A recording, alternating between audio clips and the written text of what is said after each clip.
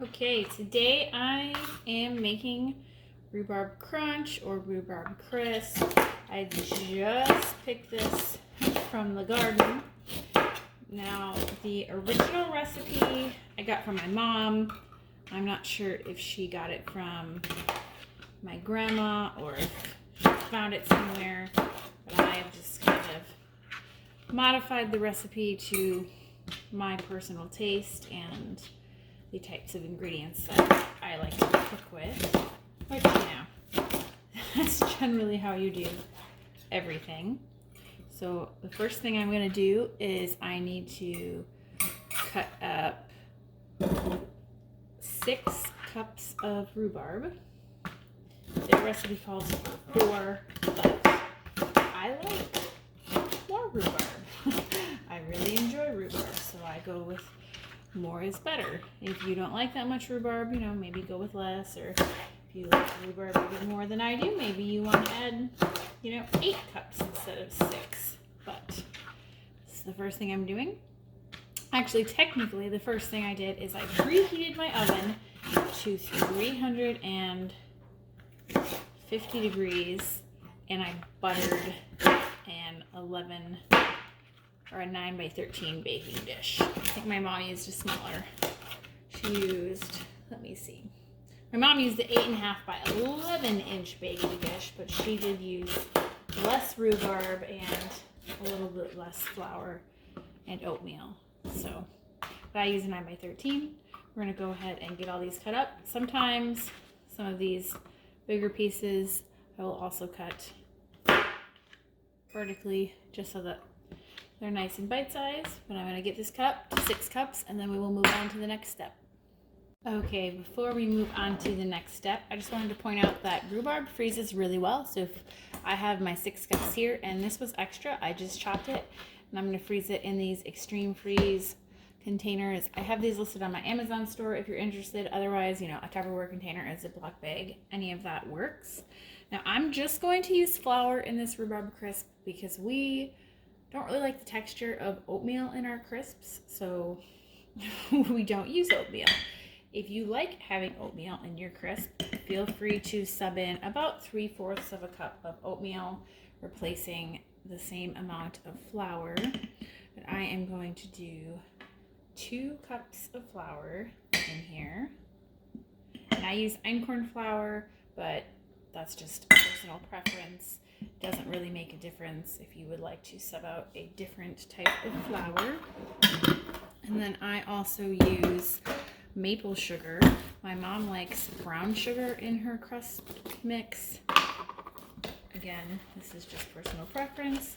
I use maple, and you're going to want to do a cup of that.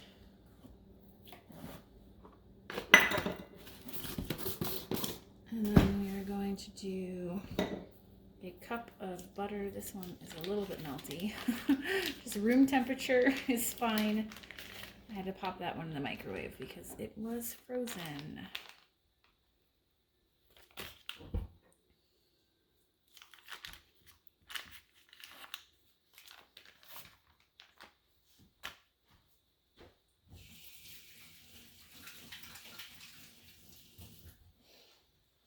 And then you are going to want to do about a teaspoon of vanilla extract. It is optional. I don't have my teaspoon out, so that's definitely more than a teaspoon, but we like vanilla, so it works. And we're just going to blend all of this together. Again, if you don't have a food processor or you just don't want the extra thing to clean, put it in a bowl and mix it with a fork. That works just as well. Okay, you just want to mix this until it has kind of a dough-like consistency. This is perfect. And it'll be similar if you have oatmeal in there. They'll just be chunks of oatmeal and it won't be quite so smooth, but that's fine. And then we're going to get our baking dish, which this is a 9 by 13 pan. I just put some butter in, and we are going to kind of smush it in here, but you want to save some, which will be sprinkled on the top at the end. So we're just going to kind of That is spread out however you like it. You're going to take your rhubarb. Like I said, I use 6 cups, but you can add a cup or 2 more or a cup or 2 less, just depending on how much you like the rhubarb to crust ratio. We prefer a heck of a lot of rhubarb and a little bit of crust. So that is what I go for. Just kind of get it spread around as evenly as possible. And then we are going to mix up the sugar solution that will get poured over top of this. Okay, so now we are going to mix together 1 cup of water, 1 cup of granulated sugar. This is just cane sugar. You could use brown sugar or maple sugar. It doesn't really matter, but that's about the only following of my mom's directions that I do. And then you want a teaspoon of cinnamon. And look, I found my teaspoon measure. It's a miracle. Now we're just going to heat this up on the oven, boiling until it is clear and the sugar is dissolved. Now, once your mixture has dissolved the sugar and it's ready to go, just going to drizzle it over top of this. If you want, you can add in a tablespoon or 2 of cornstarch to thicken it, or just boil it longer to thicken it. I don't really care, so I just go for it.